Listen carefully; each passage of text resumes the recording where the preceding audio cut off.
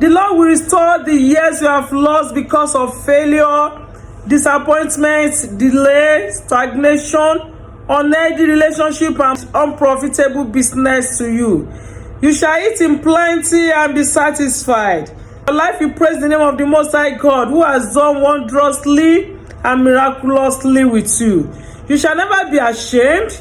Affliction shall not rise in your life, relationship, and work or business again. Your investment, work, or business shall yield increase in the name of Jesus.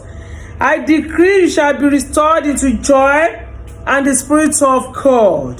The Lord shall restore your health, give you perfect healing, and heal your emotional and spiritual wounds. The Lord shall give you beauty for ashes and the garment of praise for the spirit of heaviness. You shall receive glory instead of shame. You shall possess double of your waste. The good Lord shall restore your soul and guide you against losses. He will give you discerning spirit to recognize the deceits of the devil and the plans of the wicked people. In this month, your mouth shall be full of songs of praises.